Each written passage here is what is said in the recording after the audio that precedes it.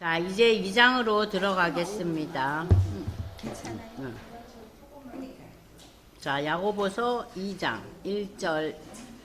이제 이 2장은 그럼 우리가 어떻게 신앙생활을 하면서 바른 인간관계와 믿음의 그 열매에 대한 내용인데, 1절에서 13절까지는 바른 인간관계, 그리고 이제 14절에서 26절까지는 믿음의 열매인데, 여기 보면은 처음에 2장 1절, 내 형제들아 영광의 주 곧 우리 주 예수 그리스도를 믿는 믿음을 너희가 받았으니. 그러니까 이건 뭐예요? 우리가 예수 믿는 자가 됐으니까, 예수 믿는 자, 그 예수 믿는 자가 되었다는 얘기를 하면서 이 예수에 대해서 어떻게 표현하고 있습니까?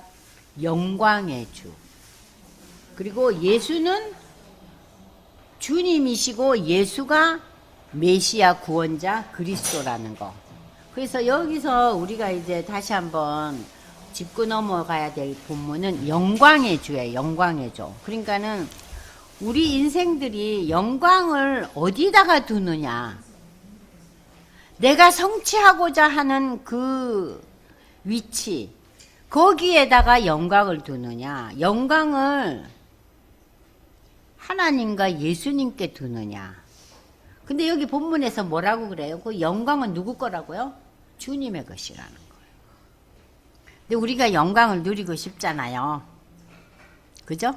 세상이 주는 영광은 뭡니까? 성취예요. 근데 우리가 그 세상이 주는 성취가 매우 귀하고 중요하지만 최고봉의 영광은 주님께 있다는 거. 그래서 우리의 찬송에도 있잖아요. 주님께 영광. 근데 우리가 영광을 어디에 둬요?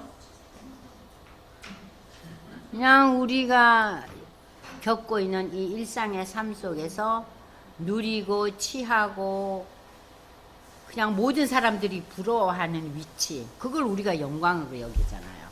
근데 영광은 그게 아니라는 거죠. 영광은 오직 하나님께 있다. 영광의 주, 우리 주 예수 그리스도를 믿는, 영광을 오로지 하나님께 올려드리는 그 믿음을 가진 우리가, 첫 번째 주제는 사람을 외모로 취하지 말라. 이 외모로 취하지 말라는 것을 다른 그 성경 번역에는 차별해서 대하지 말라, 이렇게도 표현하고 있어요. 그러니까는 사람을 차별하지 말라는 거예요. 사람을. 하나님은 우리를 차별하지 않으세요. 그래서 예수를 믿는 사람들이, 세상에서 최고봉에 있는 사람들이 때로는 예수 믿기가 훨씬 힘들어요. 그렇잖아요? 그러니까는 하나님은 사람을 외모로 취하지 않는 것이 하나님의 그 우리와 다른 거룩하신 하나님인데, 우리도 이제 하나님의 자녀 의인이 됐으니까 사람과의 관계 속에서 외모를 취하지 말라, 구별하지 말라. 사람이 가진 외형적인 환경이나 조건으로 상대방을 판단하고 이걸 가지고 편견을 갖고 차별 대우하지 말라는 거예요. 근데 어떠세요, 여러분들? 우리 어때요? 굉장히 차별하죠? 아니, 우리도 모르게 자동적으로 차별해요. 내가 뭐 누굴 특별히 미워하려고 그러는 게 아니라 그냥 그 사람을 보면서 그 사람의 아우라, 그 사람이 가진 배경, 환경 이런 걸 모르면서 본능적으로 우리가 판단하잖아요. 근데 거기에서 벗어나라는 거예요. 그러니까 이 말씀이 굉장히 심플한 말씀이지만 사람을 외모로 취하지 말라, 차별해서 대하지 말라. 하나님은 외모로 사람을 취하지 아니하신다고 로마서 2장 11절에 나와요. 외모로 판단하는 것은 하나님의 형상으로 지음받은 인간의 본 모습을 인위적으로 바꾸는 것이다. 내 생각대로, 내 지혜대로 상대방을 판단하고 상대방에 대해서 결정을 하는 거예요. 근데 하나님은 우리에게 심판하고 판단하는 권리를 주시지 않았어요. 그래서 인간이 죄악을 저지르고 난 뒤에 제일 먼저 뭐가 달라져요? 판단하고 심판하잖아요. 그죠? 그러면서 외모로 판단하는 것은 창조 질서를 위반하는 것이다. 판단은 누구의 영역? 심판은 누구의 영역입니까? 하나님의 영역이라는 거예요. 외모로 취하는 것은 결국 그 상대방을 차별하는 것이다. 레위기 19장에 보면은 가난한 자의 편을 들지 말고 세력 있는 자를 두둔하지 말라고 했다. 그래서 저는 이 레위기 19장 15절의 말씀이 가난한 자의 편을 든다는 것은 여러분들 요즘 좀 저 사람 참 공의로워, 저 사람 참 그래도 어려운 사람을 많이 도와줘 하는 이런 분들의 맹점이 뭐예요? 가난하고 누리지 못함에 대해서 너무 적극적으로 그분들을 변호하는 거예요. 가난은 자랑은 아니에요. 가난은 자기의 상황일 뿐이에요. 근데 왜 그 물질적인 가난이 자랑이 되어야 됩니까? 무슨 말씀인지 알죠? 내가 없다, 내가 누리지 못하는 게 자랑인 거예요. 그게 왜 자랑이에요? 그건 내 상황일 뿐이에요. 마찬가지로 부한자도 내가 많이 가졌다, 누렸다, 이건 자랑의 대상이 아니에요. 나의 상황일 뿐이에요. 아, 하나님이 나에게 부를 주셨네. 하나님이 나를 참 경제적으로 어려움을 주시는구나.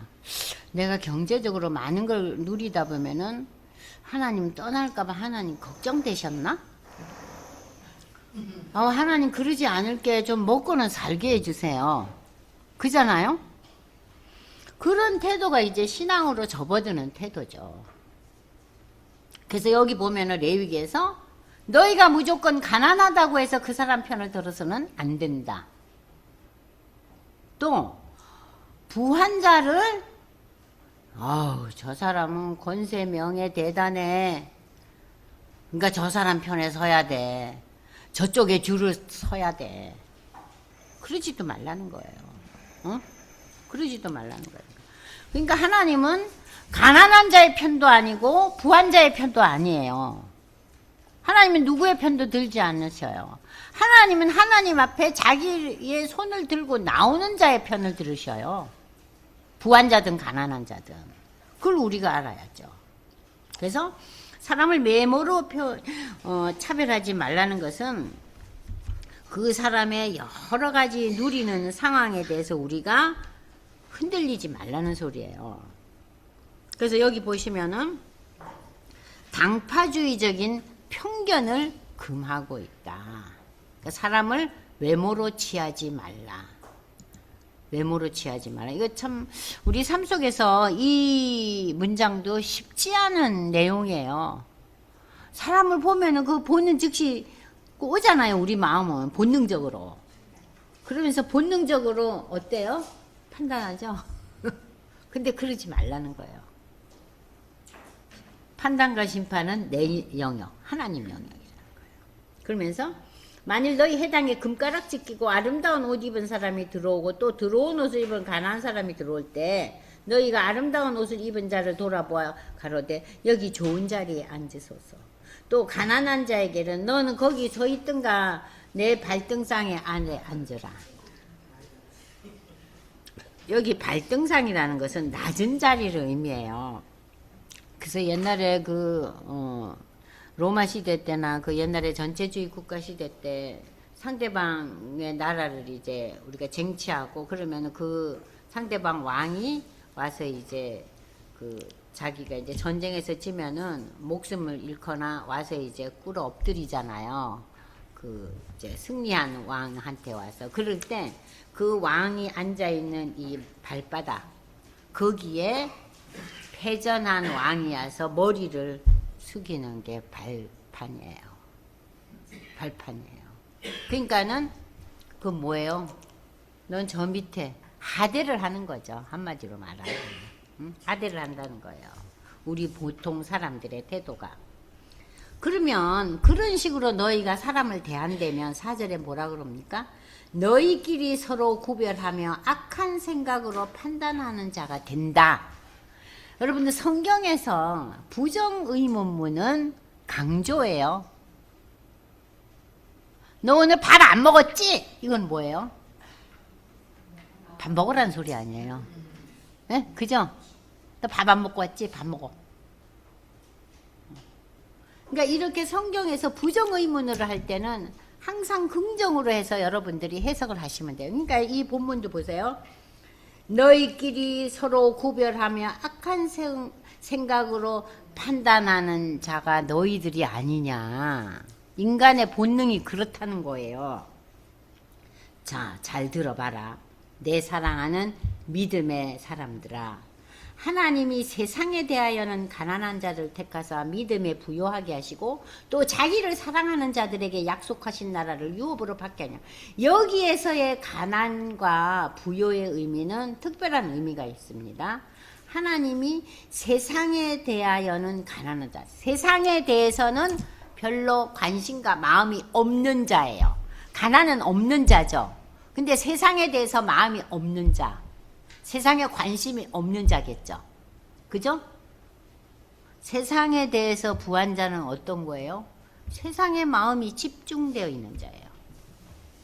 그래서 세상에 이렇게 마음이 없는 자들을 하나님께서 자녀로 택하시고 저들로 믿음의 부요의 복을 주시고 또 자기를 사랑하는 자들에게 약속하신 나라, 하나님의 나라를 유업으로 주셨다는 거예요. 여기도 밖에 아니하셨느냐는 뭐예요? 긍정으로, 강한 긍정으로 여러분이 읽으시면 된다 그랬죠? 그러니까 여러분이 읽으면 내 사랑하는 믿음의 형제들아, 하나님이 세상에 대해서 마음이 없고 세상에 관심이 없는 자들을 기뻐 받으시고 저들을 더욱더 믿음의 풍성한 삶을 살게 하시고 또 이렇게 하나님을 사랑하는 자들에게 약속하신 하나님의 나라를 가게 하신다. 그 얘기예요. 쉽게 이해되시죠? 긍정으로, 강한 긍정으로 읽으시면 됩니다. 그런데 너희는 도리어 가난한 자를 괄시하시고, 그러니까 여기서 가난한 자는 단순한 물질의 가난이 아니에요. 세상에 마음이 없는 자들, 세상의 부요에 마음이 흔들리지 않는 자들을 괄시했다. 응? 괄시하고 부자는 너희를 압제하며 법정으로 끌고 가지 아니하느냐. 여기서 부자라는 것은 단순히 경제적인 부자일 뿐만 아니라 자기를 내세우고 오만한 자들은 어때요? 자기의 온갖 겉모설수를 다 써서 상대방을 송사하고 법정으로까지 끌고 가는 자들이다. 무엇을 위해서? 자기의 유익을 위해서. 물고 늘어진다는 소리예요. 그러니까는 여러분들이 이제 복음서에 보시면은 그게 나오잖아요. 마음이 가난한 자에게는 어떤 복이 주어요? 마태복음 5장 3절 보세요. 천국이 저희 것임이라는 것이 여기 그대로 적용되죠. 마음이 가난한 자가 뭘 누려요? 천국을 누린다는 거예요. 그러니까 세상에 마음이 가난한 자예요. 그러니까 여러분들이 그 산상수훈을 이렇게 볼 때 너무나 평탄한 문장이기 때문에 또 우리 삶에서 너무 좀 어려운 영역의 믿음의 경지이기 때문에 산상수훈이 그렇게 마음에 와닿지를 않아요. 그런데 그 산상수훈 가운데서 이 마음이 가난한 것을 야고보서를 읽다 보면은 굉장히 마음에 와닿는 거예요. 설명하고 있잖아요. 그러면서 여기 보시면은 자, 가난한 자를 하나님 택하신다는 거예요. 그러면서 무슨 복을 주세요? 천국이 너희에게 이미 임했고 현실에서 그리고 그 천국이 마지막 때에 완성될 것이라는 거예요. 현재에도 미래에도. 그러니까 그 천국의 삶이 시작되고 천국을 향해서 너희가 달려가면서 마지막 때 천국에서 하나님을 바라보면서 영원히 누릴 것이다. 지금 거기에요. 어떠셨어요? 산상수훈 읽으실 때 마음에 그렇게 와닿아요? 참 힘들어요. 산상수훈 쉽지 않아요. 아, 마음이 가난한 자. 아, 세상에 관심이 가난하네. 세상적인 욕망이 가난한 자네. 그러니까 쉽게 이해되잖아요. 그죠? 여기 보시면은 근데 너희가 도리어 그러한 세상의 마음이 가난한 자를 괄시하고 업신여기고 부자는 너희를 압자하며 법정으로 끌고 가지 아니하냐. 저희는 너희에게 대하여 일컫는 바 그 아름다운 이름을 해방하지 아니하냐. 아름다운 이름을 해방했다는 것은 아름다운 이름을 손상시키고 아름다운 이름을 깔고 뭉개는 그런 의미예요. 업신여기고 모독한다는 거. 이 아름다운 이름은 예수를 가리키는 거야. 왜냐? 이 사람들이 예수 믿는 사람이니까. 야, 예수를 믿는다는 게 왜 이렇게 못 사냐? 야, 예수를 믿는다는 게 너 가진 것도 많은데 다 내놔야 되지 않아? 예수 믿으면 뭐 욕심내면 안 된다며? 그러면서 잘 살아도 찌르고 못 살아도 찔러요. 누가? 세상이. 그러니까 예수 믿으면요, 때로는 못 사는 게 예수 믿으면 못 살아야지 이런다니까요, 어떤 사람은. 근데 예수 믿는 사람들끼리는 어때요? 예수 믿어서 잘 살아. 그러면서 신앙이 어디로 흘러가요? 형통주의 신앙으로 흘러가는 거예요. 복음은 형통주의가 아니에요. 복음은 잘 먹고 잘 사는 게 아니에요. 그것은 하나님께서 이 사람에게는 재물의 복을 주셨고 이 사람에게는 재물의 복을 덜 주신 거예요. 그 하나님의 영역인데 그걸 가지고 비교 분석하면서 와, 복을 많이 받았네. 저 집은 복이 없나 봐. 맨날 먹고 사는데 그냥 쩔쩔매. 근데 여러분, 이 세상의 삶은 길어야 100년이에요. 근데 그 100년의 삶에 우리가 올인해야 될 것이냐? 아니죠. 그러니까 이 야고보서는 그런 의미에서 이 복음서와 우리의 신앙에 대한 해석을 지금 하고 있는 거예요. 현실적인 안목을 가지고. 그래서 여기 보세요. 자, 그렇게 마음이 가난하지 못한 자들은 어쩐다고요? 아름다운 이름 예수를 모독하고 업신여겨요. 응? 예수 믿고 어렵게 사는 자들은 아이고, 예수 믿는데도 복을 못 받았네. 네가 무슨 문제가 있는가 봐. 예수 믿고 잘 사는 사람들에게는 예수 안 믿는 사람들이 어떤 시야를 갖고 있는다. 야, 예수 믿는 거는 다 나눠주는 거라며. 왜 니는 그렇게 혼자 다 먹고 앉았냐 이런다니까요. 그러니까 이래도 탈 저래도 탈이에요. 걸고 넘어져요, 세상이. 자, 그런 의미에서 예수님이 업신여기고 모독을 당한다는 의미입니다. 너희가 만일 경에 말씀에 기록한 대로 내 이웃 사랑하리를 내 몸과 같이 하라 하신 최고의 법. 그러니까 예수님이 이 땅에 오셔서 무슨 말씀을 주세요? 하나님을 사랑하고 내 이웃을 네 몸과 같이 사랑하라. 이것이 이제 그 예수님이 우리에게 주신 그 복음이잖아요. 자, 그러면은 내 이웃 사랑을 내 몸같이 하라는 이 말씀은 기독교 신앙은 모든 성도들을 동일하게 여겨요. 야고보는 이기적인 사회적 차별을 부당하고 치명적인 것으로 비판하고 있다. 차별 대우는 최고의 율법은 공동체 안에, 교회 안에서의 사랑을 깨뜨리고 믿음의 연합체 구성원으로 모인 성도들을 차단시키기 때문이다. 그러니까는 내 이웃 사랑하기를 내 몸같이 사랑하라는 이 말씀은 예수님이 우리에게 주신 말씀이에요. 그럼 우리가 어떻게 하면은 내 몸같이 사랑하느냐? 갈라디아서 5장 13절에서 15절을 읽어보겠습니다. 갈라디아서 5장 13절에서 15절을 읽겠습니다. 형제들아, 너희가 자유를 위하여, 자유는 뭐예요? 복음을 자유, 복음을 평안, 이렇게 다 표현합니다. 너희가 자유를 위해서, 죄에서 자유를 받은 자로서 부름을 받았으니, 그러나 그 자유를, 죄에서 사함받은 이 놀라운 은혜를 육체의 기회로 삼지 말고 오직 사랑으로 서로 종노릇하라.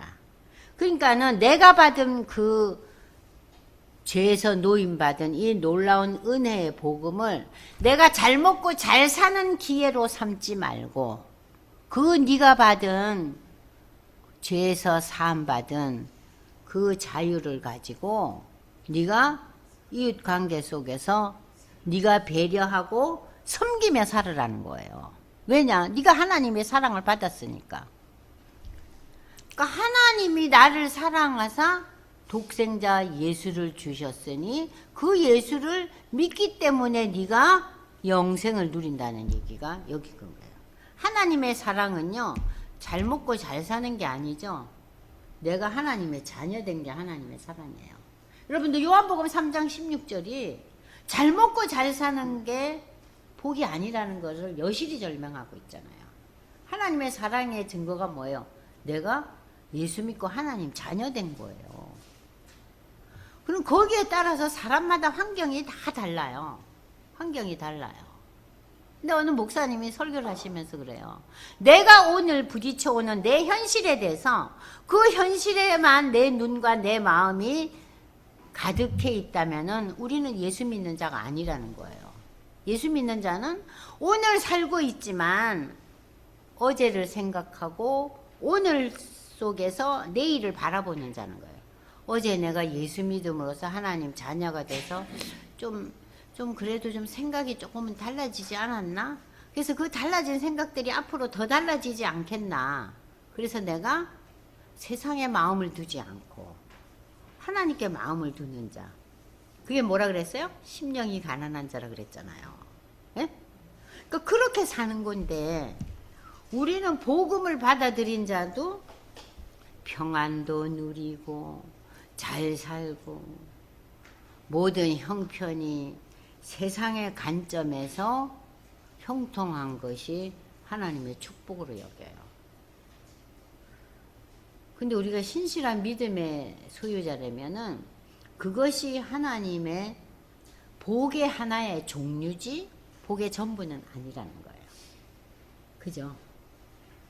그래서 바울은 자기가 가진 모든 로마의 시민권을 가진 유대인이었고 그 당시에 최고의 학문을 가진 자인데 그 모든 것을 다 버렸잖아요.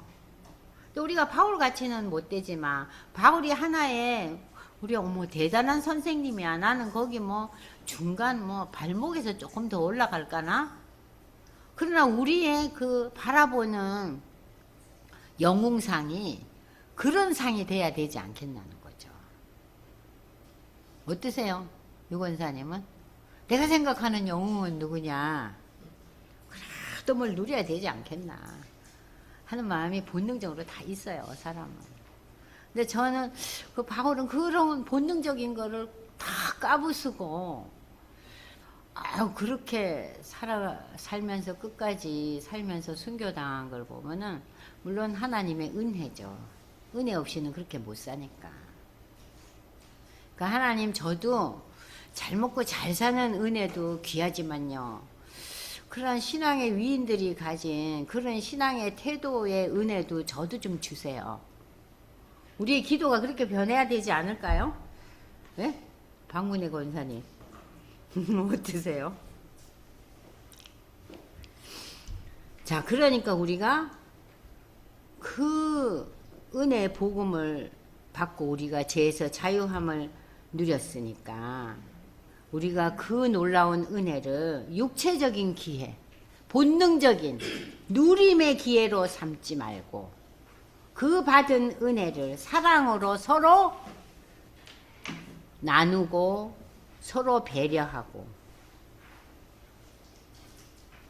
그러한 삶을 살아라는 거예요. 그게 종노릇이에요. 종노릇이 무슨 무지막지하게 그 사람이 하란 대로 하는 그런 종노릇의 의미가 아니에요.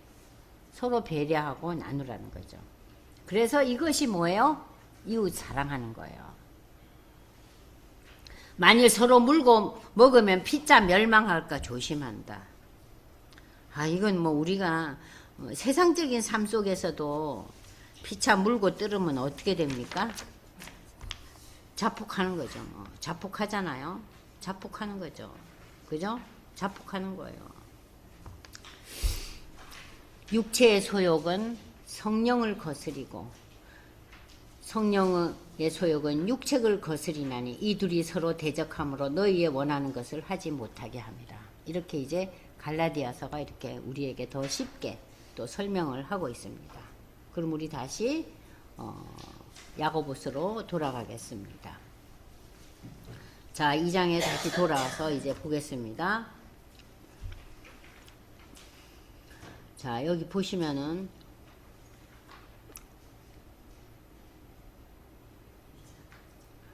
누구든지 온 율법을 다 지키다가 그 하나에 거치면은 모든 범한 자가 되나니. 그러니까 율법이 하나님의 그 복음의 법이요. 그 십계명을 두 개로 결론 지었죠. 하나님 사랑과 이웃 사랑. 그게 이제 십계명을 두 가지 그 문장으로 이제 나누고 있잖아요. 하나님 사랑과 이웃 사랑을 지키다가 그 중에 하나라도 거치면은 법을 어기는 자잖아요. 그랬더니 간음하지 말라 하시니까 또한 살인하지 말라 하셨고, 그렇다면 간음은 안 했는데 살인을 하면은 율법을 범한 자죠. 이 얘기는 뭡니까? 하나님을 사랑하면서 이웃을 사랑 안 하면 뭐예요? 범법자죠. 그걸 설명하고 있어요. 너희는 자유의 율법대로 복음대로 심판받을 자처럼 말도 하고 행하라. 그러니까는 그 하나님 사랑과 이웃 사랑을 항상 마음판에 새기고 그거에 의해서 하나님의 심판이 임한다는 거예요. 이 심판이 임한다는 거예요. 자, 그래서 여러분들이 여기 말씀을 이제 설명한 걸 보시면은 하나님은 최고의 율법을 존중하는 자들에게는 자비를 나타내시지만 이를 범하는 자들에게는 심판을 주신다 그랬어요. 따라서 자유를 주는 그리스도의 법에 따라 판단을 받게 된다는 것을 잊지 말라. 우리가 믿음의 성도들이고 하나님의 자녀 됐지만 우리는 어때요? 나중에 우리는 하나님의 심판을 받아요. 천국에 가지만 천국은요 여러 계층이 있어요. 우리 모든 믿는 자가 천국은 가지만요 천국에요 다 똑같지 않아요. 천국을 얼마나 많이 누리느냐의 그 범위가 달라요. 그러니까 어떤 사람은 천국을 하나 누리고 어떤 사람은 100을 누리는 거죠. 그러니까 우리의 구원은 다 똑같지만 구원에 대한 상급은 다르다는 거예요. 왜? 하나님은 거룩하시고 공의로우신 분이잖아요. 근데 우리를 똑같이 천국으로 인도하시지만 똑같은 천국을 누리게 하시겠어요? 다르게 누려요. 그러니까 우리는 얼마나 천국을 누리느냐. 그래서 박문혜 권사님은 천국을 아유 하나님 저 하나만 안 누리고 그래도 열이라도 누리고 싶어요. 아직 예수 제대로 안 믿는 우리 남편은 하나라도 좋으니까 그쪽으로 좀 인도해 주세요. 그게 우리 기도잖아요. 근데 저는요 더 열심히 믿을게요. 저는 10개 누리게 해주세요. 구원은 같지만 구원에 대한 상급은 다르다는 거. 꼭 기억하셔야 돼요. 그래서 여러분들 아까 마태복음 5장 7절에 보면요. 긍휼히 여기는 자에게 무슨 복을 주느냐? 긍휼히 여김을 받아요. 그 긍휼히 여김을 받는다는 것은 하나님의 심판대에서 등급에 따라서 더 많이 누리고 덜 누린다는 거예요. 긍휼을 다른 말로 표현하면 뭐예요? 자비예요. 그러니까 하나님을 그 긍휼과 자비를 더 누린다. 무엇으로 인해서? 하나님의 심판 기준에 의해서. 그러니까 여러분 보세요. 너희는 자유의 율법대로 심판받을 자처럼 우리가 심판을 받는다. 하나님의 그 천국에는 들어가지만 다 같이 다 다르다. 유임이 권사님은 5개 누리고 저는 3개 누릴 수도 있어요. 제가 이 설명하고 가르치지만 이 설명하고 가르치는 것으로서 하나님의 심판 기준이 모두가 작아지는 것은 아니란 말이에요. 저의 삶을 통해서 하나님께서 심판하시는 거예요. 그래서 여기 13절 보면 긍휼히 행하지 아니하는 자에게는 긍휼 없는 심판. 뭐예요 이게? 부끄러운 구원. 아시겠죠? 긍휼은 없는 심판, 부끄러운 궁은. 긍휼은 그러나 심판을 이기고 자랑하니라. 긍휼을 베푸는 자, 자비를 베푸는 자. 이게 뭐예요? 이웃사랑 아니에요? 그죠? 우리가 하나님에게 긍휼을 베풀 수는 없어요. 우리는 긍휼을 입었지. 그 입은 긍휼과 자비를 이웃에게 나누는 게 이웃사랑이잖아요. 응? 그러니까 우리는 하나님의 자비로운 심판을 받아야 될 거 아닙니까? 그래서 이웃사랑 하라는 거예요. 네가 이웃을 많이 배려하고 많이 이웃의 입장에서 네가 모든 삶의 구도를 이루어 나간다면 그만큼 하나님께서 상급받는 구원을 주시겠다는 얘기입니다. 내 형제들아, 만일 사람이 믿음이 있노라 하고 행함이 없으면 무슨 이익이 있으려? 그 믿음이 능히 자기를 구원하겠느냐? 행함이 없는 믿음은요, 본인 스스로도 편치가 않아요. 그죠? 우리가 예수를 성령의 인도함으로써 예수를 시인한 사람인데, 그러면 성령이 말할 수 없는 탄식으로 우리를 위해서 지금 기도하고 있잖아요. 그럼 우리 마음이 어때요? 제대로 이웃사랑을 하지 못하고 내 성정대로 살게 되면 내 마음이요, 예수 믿는 사람으로서 불편해질 수밖에 없어요. 그러니까 자기가 힘든 삶을 사는 거예요. 응? 그래서 여기 보시면은 그 믿음이 능히 구원하겠느냐? 행함이 없는 믿음으로, 이 행함이 없는 믿음에 대해서 여기 얘기를 하고 있는 거예요. 자, 행함이 없는 그런 믿음은 결국 죽은 것이요, 가치가 없다. 행함이 우리의 구원을 얻게 하는 것은 아니지만 행함은 진정한 믿음의 증거가 되고 실천은 바로 믿음의 증거라는 거예요. 믿음의 증거, 믿음이 현실에서 나타나는 거죠. 그러므로 너희는 형제 자매가 헐벗고 일용할 양식이 없는데 너희 중에 누구든지 그에게 이르되 평안히 가라, 더웁게 하라, 배부르게 하라면 그 몸에 쓸 것을 주지 아니하면 무슨 유익이 있으래요? 구체적인 행함이 있으라는 거예요. 도움의 손길을 주고 구체적인 그 믿음의 행실을 이루라는 거예요. 그러므로 행함이 없는 믿음은 그 자체가 죽은 것이니라. 그래서 여러분들 마태복음 7장 21절을 한번 읽어보겠습니다. 마태복음 7장. 나더러 주여 주여 하는 나마다 천국에 다 들어갈 것이 아니요 다만 하늘에 계신 내 아버지의 뜻대로 행하는 자다야 들어가래야. 그날에 많은 사람이 나더러 이르되, 입으로는 뭐라 그래요? 주여 주여 우리가 주의 이름으로 선지자 노릇도 하고 주의 이름으로 귀신을 쫓고 주의 이름으로 능력도 기적도 베풀었는데, 그때 내가 저희에게 밝히 말하되 내가 너희를 도무지 알지 못하니 불법을 행하는 자들아 내게서 떠나가리라. 그들은 권능과 그들은 예수의 이름으로 귀신을 쫓고 능력을 쫓았지만 이것이 무엇을 위해서 한 거예요? 자신의 이름을 위해서 한 거예요. 내 이름을 높이기 위해서. 그래서 여기서 결론은 뭐냐면은, 예수를 믿는다면서도 예수를 믿는 믿음이 하나님의 능력만을 믿고 하나님의 이적만을 믿고 복음의 진수에 대해서는 관심이 없는 거예요. 죄사함에 대해서는. 그런 믿음은 뭐예요? 헛것이라는 거예요. 죽은 거라는 거예요. 응? 죽은 거예요.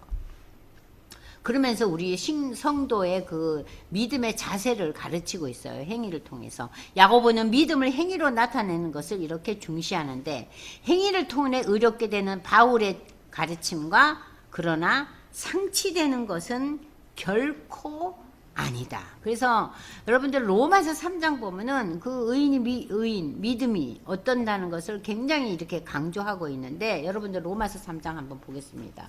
어떻게 좀 다르게 접근하고 있는지 한번 보겠어요. 로마서 3장 21절부터 한번 보겠어요. 이제는 율법 외에 하나님의 한 의가 나타났으니 율법과 선지자들에게 증거를 받은 것이라. 예수를 통해서 구원을 받는 게 하나님의 의잖아요. 곧 예수 그리스도를 믿음으로 말미암아 믿는 자에게 미치는 하나님의 의니 여기에는 차별이 없다. 잘난 자나 못난 자나, 지혜자나 못 배운 자나, 어? 이방인이나 유대인이나 남자나 여자나 종이나 윗사람이나 차별이 없다 그랬어요. 모든 사람이 죄를 범하였으며 하나님의 영광, 그러니까 모든 인간은 죄인이라는데 그리스도 예수 안에 있는 구속으로 말미암아 하나님의 은혜로 나의 수고와 대가 없이 은혜로 의롭다 하심을 얻은 자 되었느니라. 이 예수를 하나님의 그의 피로 인하여 믿음으로 말미암는 화목제물, 예수님이 화목제물이 되셨죠. 이는 하나님께서 길이 참으시는 중에 전에 지은 죄를 강간은 패스를 하셨어요. 자기의 의로우심을 나타내려 하십니다. 곧 이때 자기의 의로우시며 또한 예수 믿는 자를 의롭다 하려 하심이라. 대단한 논리 아닙니까? 그런즉 자랑할 데가 어디냐? 우리는 자랑할 게 없죠. 은혜로 받은 건데. 무슨 법으로냐? 네 행위로냐? 아니지. 네가 믿음의 신앙 고백 때문에 믿음의 법으로 됐다. 그러므로 사람이 의롭다 하심을 얻는 것은 율법의 행위에 있지 않고 믿음으로 되는 줄 우리가 인정한다 그랬어요. 왜냐하면 율법의 행위란 건 네가 이런 거 잘했으니까 그래도 네가 좀 괜찮은 인물이네 하고 뽑은 게 아니라는 거예요. 하나님은 홀로 유대인의 하나님뿐이냐? 이방인의 하나님은 아니냐? 하나님은 유대인의 하나님도 되고 이방인도 하나님이냐? 할례자도 믿음으로 또 무할례자 이방인도 믿음으로 말미암아 되나. 그런즉 우리가 믿음으로 말미암아, 여기 보세요. 31절이 중요합니다. 믿음으로 말미암아 그러면 율법을 없애도 되겠냐? 그럴 수 없느니라. 믿음이 율법을 세운다는 얘기는 뭐예요? 율법을 제대로 지키라는 거예요. 믿음의 신앙 고백 위에서 믿음을 증거하는 표징으로서 율법, 하나님 사랑과 이웃 사랑을 더 잘 하라는 거예요. 그러니까 바울이 결코 내 수고와 내 노력과 내 의지로 내가 하나님 자녀가 되지는 않았어요. 하나님 은혜로 됐어요. 네? 그렇기 때문에 내가 이 은혜에 나는 어떻게 살아야 될 거냐.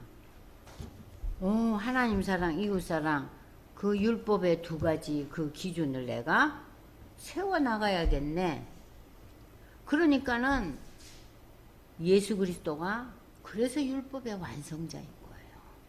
율법을 완성시킨다는 표현이 여기서 나오는 거예요. 그래서 여기 보세요. 율법을 어떻게 한다고요? 폐하는 것이 아니라 율법을 제대로 세운다 그랬어요. 뭐 때문에? 예수를 믿기 때문에. 행동화한다는 거예요. 그것이 믿음의 증거라는 것이 31절에 분명히 나타나죠. 그러니까 여러분들 구원은 하나님의 은혜로 받았지만 구원의 증거와 구원의 결실은 뭐로 나타나요? 행함으로. 이웃사랑과 하나님 사랑으로. 그래서 여기 보십시오. 그 다음에 참 또 독특한 표현이 많이 나와요. 여기에. 자, 야고보서로 다시 돌아갑니다. 자, 19절 보십시오. 18절부터. 이와 같이 행함이 없는 믿음은 그 자체가 죽은 것이다. 혹이 가로되 믿음이 있고 나는 행함이 있으니 행함이 없는 내 믿음을 내게 보이라. 나는 행함으로 내 믿음을 내게 보이리라. 내가 하나님은 한 분이신 줄을 믿느냐? 너 잘하네. 근데 하나님이 한 분이시고 하나님이 대단한 분이라는 거는 귀신도 알아. 귀신도 하나님 앞에서 벌벌 떨어. 그러면은 네가 행함이 없는 믿음이라는 것은 귀신도 하나님을 알았잖아. 여러분들 우리 주위에요. 예수 안 믿어도 하나님 인정하는 사람 많아요. 응? 그래도 하나님 있으니까 세상이 멸망은 안 할 거야. 그럴 때는 하나님을 들쑥들쑥 잘 들먹이셔요. 응? 근데 귀신도 하나님이 대단한 분인 거 아세요? 알아요. 자, 그래서 여기서 말하는 것은 단순한 그 지적인 동의는 귀신도 갖고 있다. 저들도 하나님의 권위 앞에서 두려워 떨어요. 근데 이건 믿음이 아니죠. 진정한 믿음은 하나님을 신뢰하고 순종하며 따르는 것 같이 포함된다는 거예요. 여러분들 마가복음 1장 21절에서 28절까지 한번 읽어보겠습니다. 마가복음 1장 21절 보겠어요. 저희가 가바니움에 들어가니 예수께서 안식일에 회당에 들어가 가르치시며 무사람이 예수님의 교훈에 놀라니 그 권세가 서기관들의 가르침과 다른 거예요. 마침 저희 회당에 들어온 귀신 들린 사람이 소리질러 가르되 나사렛 예수여 우리 귀신이 당신과 무슨 상관이요? 우리를 멸하러 왔나이까? 너무 잘하네요. 그죠? 나는 당신이 누군지를 압니다. 당신은 하나님의 거룩한 자입니다. 예수를 어떻게 얘기했어요? 하나님이 보내신 거룩한 존재라는 거예요. 그런데 귀신보다 못한 사람들도 너무 많아요. 예수에 대해서 얘기하면은 아우 절로 가요. 그 맨날 들었는데 나 이게는 안 들려요 하면서 거부하는 분들 아직도 많아요. 어떤 분은 웃으면서 다 인정해요. 그냥 대인관계 좋으라고. 근데 속으로는 하나도 안 받아들여요. 근데 이 귀신은 어때요?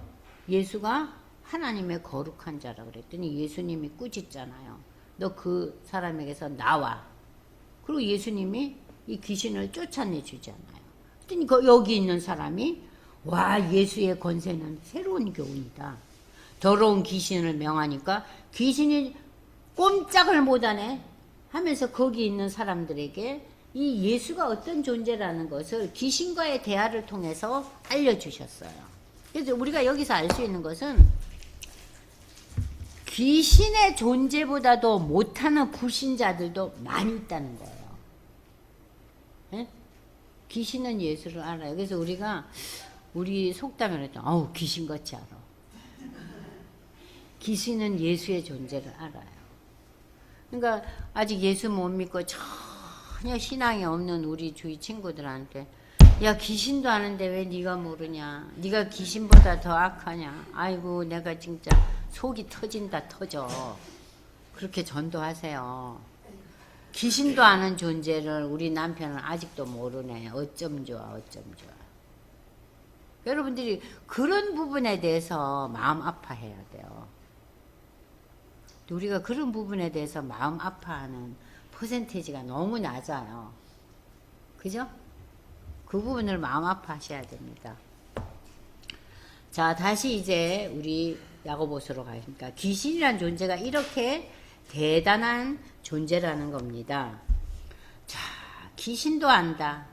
이 허탄한 사람아, 행함이 없는 믿음이 헛것인 줄 알고자 하느냐. 그러니까 예수 믿는데 전혀 행실이 따르지 않는 자는 아유, 네 믿음이 헛일이구나. 왜냐? 예수를 귀신도 알더라. 네가 아는 예수는 그 지경이냐? 이렇게 얘기하는 거예요. 우리 조상 아브라함이 그 아들 이삭을 제단을 드릴 때 행함으로 의롭다 하심을 받은 것이 아니냐. 자, 여기에서 이제 중요한 얘기 나옵니다. 아브라함은 하나님을 믿음으로 의롭다고 창세기 15장 6절에 분명히 나와요. 그의 믿음은 이삭을 바치는 행동을 통해서 믿음이 증거되는데, 여러분 여기 창세기 22장 12절만 읽을 것이 아니라 창세기 22장 1절에서 여기 보십시오. 19절까지 여러분들 노트에 표시해 놓으세요. 이걸 지금 읽을 거예요. 자, 보십시오. 창세기로 갑니다. 창세기 22장. 자, 12절에서 19절을 제가 읽을 거니까 자세히 들어보세요. 여호와의 사자가 가라사대 그 아이에게 내 손을 대지 마라. 지금 이제 아브라함이 아들 이삭을 제물로 바치려고 칼로 아들을 죽이려고 그래요. 그랬더니 천사가 나타나서 아무 일도 하지 말라. 네가 네 아들 네 독자라도 이렇게 내게 아끼지 아니하였으니 내가 이제야 내가 하나님을 경외하는 줄을 아노라.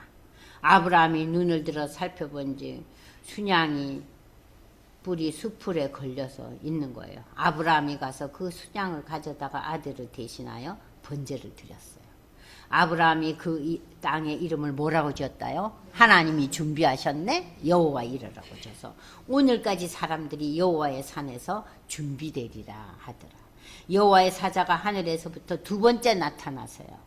가라사대 여호와께서 이르시기를 내가 나를 가리켜 맹세하느니 내가 이같이 행하여 내 아들 내 독자를 이렇게 아끼지 않았으니 내가 너에게 복을 주겠다는 거예요. 어떤 복을 주십니까? 그 믿음의 그 행실로 구체적으로 나타난 데 대해서 하나님의 복을 뭡니까? 내게 큰 복을 주고 내 씨로 크게 성하여 하늘의 별과 같고 바닷가의 모래같이 하리니 내 씨가 그 대적의 문을 얻으리라. 내 씨가, 내 씨 중에 누가? 예수님이 대적의 문을 열으리라. 대적을 상대하고 그 대적을 문 열어서 다 멸하겠다는 얘기입니다. 내 씨로 말미암아 천하 만민이 복을 얻어요. 무슨 복? 하나님의 자녀되는 복을 누릴 거예요.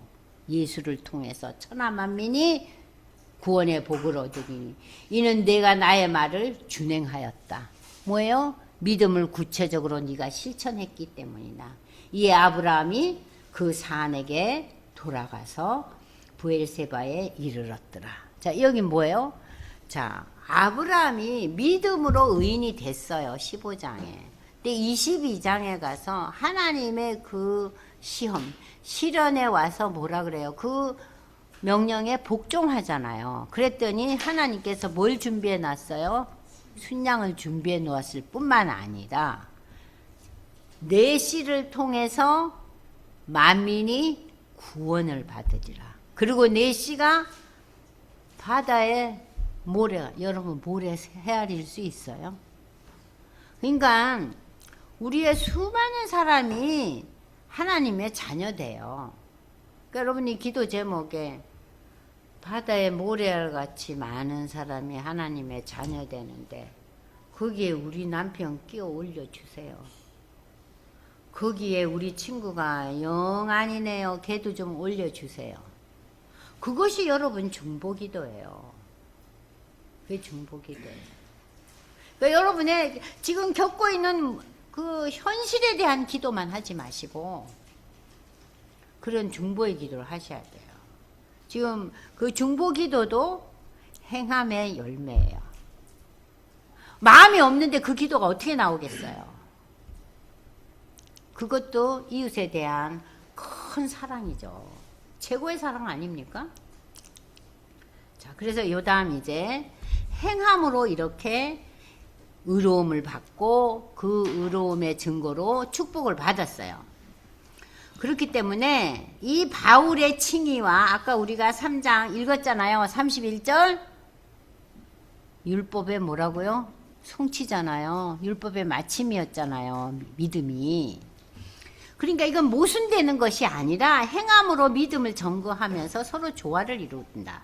야고보는 바울의 주장을 오해하는 자들을 바로잡아주기 위해서 참된 믿음에는 실천이 따라야 함을 강조하면서 행위와 실천은 믿음의 근거라고 했다. 바울 역시 로마서에서 의인은 믿음으로 말미암아 산다는 선포와 함께 하나님 앞에서 율법을 듣는 자가 아니요 율법을 행하는 자가 의롭다 하심을 받았다고 2장 13절에서 분명히 밝히고 있습니다. 복음서에서 예수님께서도 7장 21절에 뭐라 그래요? 하늘에 계신 내 아버지의 뜻대로 행하는 것이 참된 성도의 자세라고 그랬어요. 참된 성도의 자세라고. 그러나 행위가 구원을 위한 공로로 여기는 입장은 완강히 경고하고 있어요. 우리의 공로, 우리의 행실 때문에 저 사람 예수 안 믿지만 저 사람의 행실이 너무 괜찮아. 나누고 정말 사랑이 듬뿍 가진 자야. 근데 그 사람은요. 이웃 사랑은 잘하는데 하나님 사랑 못했잖아요. 요한복음 3장 16절에 하나님 사랑을 외면한 자잖아요. 그렇죠? 이웃 사랑만 잘한 거예요. 그러면 실격이에요. 구원 못 받아요. 그래서 우리는 행위가 구원을 위한 공로로 여기는 것에 대해서는 절대적으로 경고해야 합니다.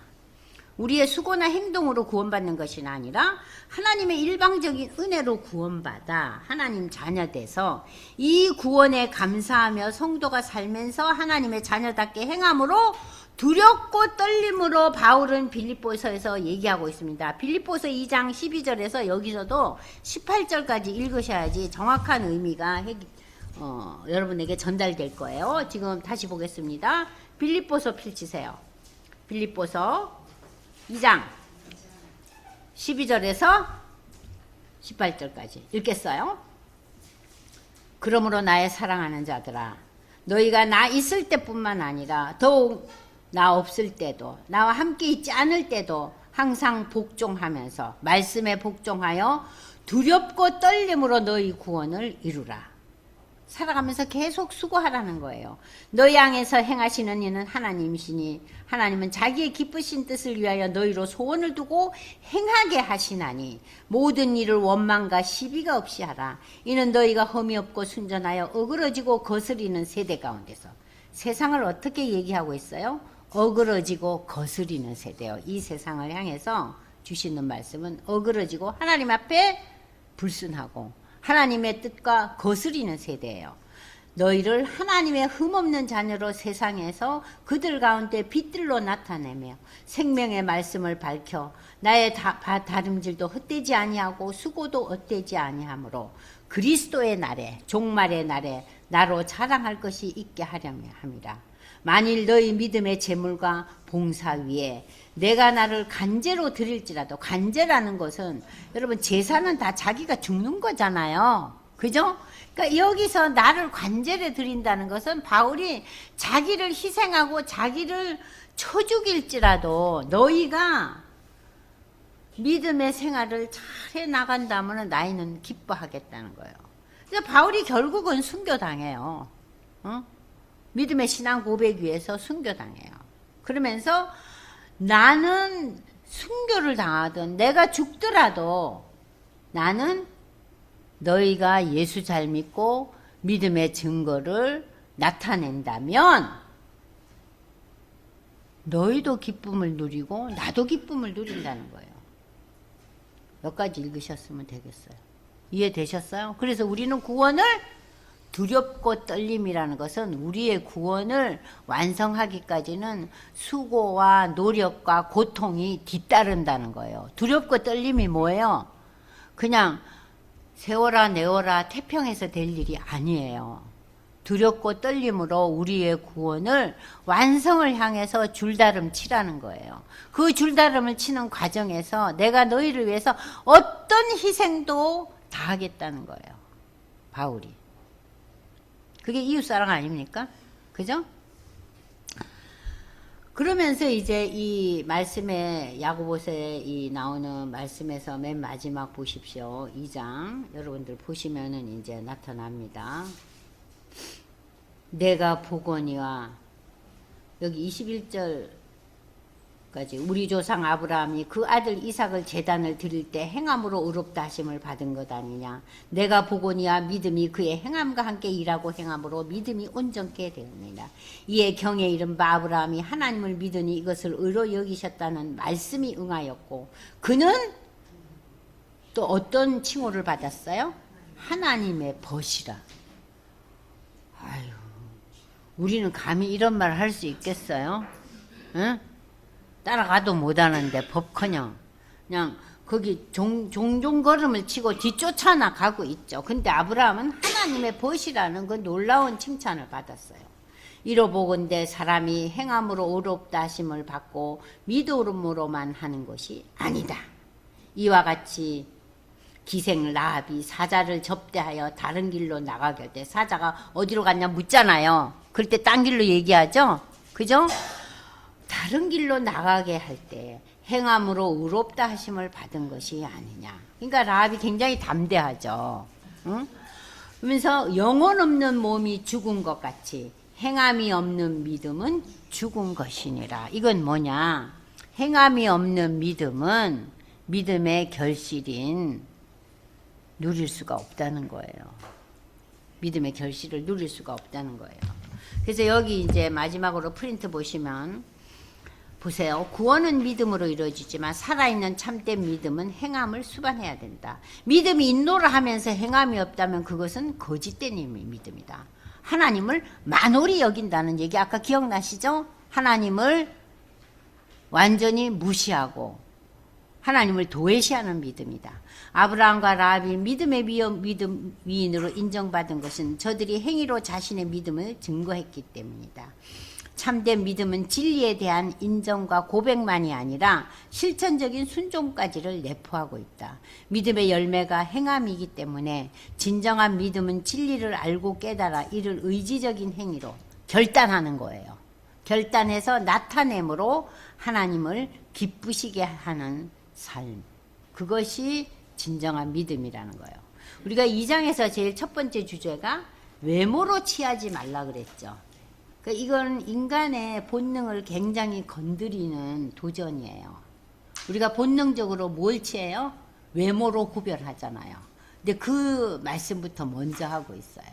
그러니까 우리가 외모로 세상적인 관점으로 상대방을 보는 자는 마음이 가난한 자가 아니다. 그죠? 마음이 가난한 자는 하나님의 관점으로 보는 자예요. 자, 그래서 우리가 믿음의 열매인 행함을 구체적으로 저희들이 실천하지 못한 경우도 많이 있잖아요. 또 내가 믿음이 있기 때문에 이러한 실천을 해야 되지 않겠는가 하는 그런 경험들도 있을 거예요. 유순희 권사님은 실천하지 못한 것은 무엇을 꼽을 수 있을까요? 그냥 내가 살면서 아직도 이게 제일 실천이 안 돼요 하는 부분. 믿음이 있고 도전은 받는데 내가 제일 실천 안 되는 영역이 뭐예요?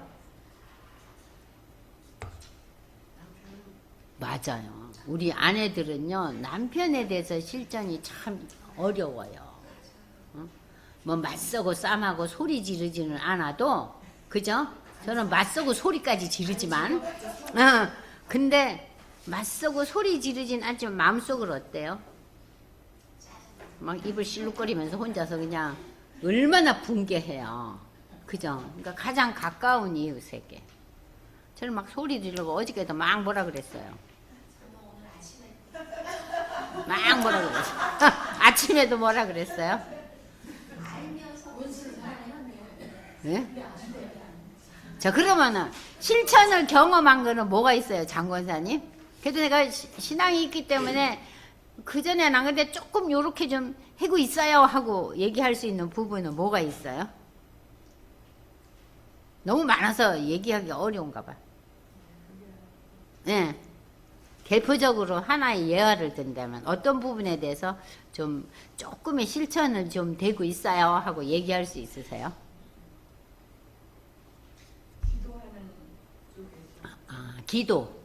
기도가 이제 예전보다 많이 하게 된다는 거. 그 굉장한 실천이죠. 기도가 사랑의 증거거든요. 예, 기도하는 거. 예. 저는 자녀들에 대한 마음이 조금 달라지죠. 그전에는 일방이었잖아요.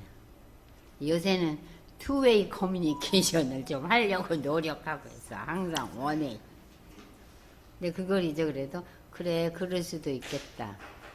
제가 될 수 있는 제가 먼저 분해하지 않으려고 노력하는 거죠. 상대방이 자녀들이 먼저 막 화를 내면 뭐 그럴 것까지 있나. 그전 같으면 난리 나죠. 어디서 네가 분을 내 하죠. 난리 나죠. 그런 이제 그 변화. 그것을 우리가 야고보서를 통해서 이제 2장의 주제는 외모로 취하지 말라. 네 생각과 네 기준으로 상대방을 판단하고 심판하지 말라. 하나님도 안 그런데 감히 네가. 그죠? 그리고 우리 1장 마지막에는 내 입에 재갈을 묻게 하옵소서. 자기 통제. 네. 자, 그러니까 야고보서가 여러분들이 생각만큼 내용 자체는 평탄하지만 하나하나 분석하면 쉽지 않아요. 그리고 구원과 구원의 완성을 향해서 우리에게 굉장히 강력하게 권면하는 글이에요. 기도하겠습니다. 하나님 아버지 감사합니다. 우리가 평상적인 글로 야고보서를 읽어왔는데 참 그 의미가 이렇게 놀라운 것임을 이번 기간에 확인하고 다시 한번 저희의 마음에 주심을 감사합니다. 우리의 믿음의 고백과 그 고백을 통한 우리의 행실을 통해서 이 땅에 그리스도의 법이 성취되는 놀라운 은혜를 하나님 사용하는 저희가 되게 축복해 주시옵소서. 그래서 우리의 이웃에게 다가가고 우리의 이웃을 돌보며 또 저들을 위해서 중보하는 우리 모두 될 수 있도록 하나님 함께하여 주시옵소서. 오늘도 말씀으로 함께 하심을 감사드리며 예수님의 이름으로 기도드리옵나이다. 아멘. 수고하셨습니다.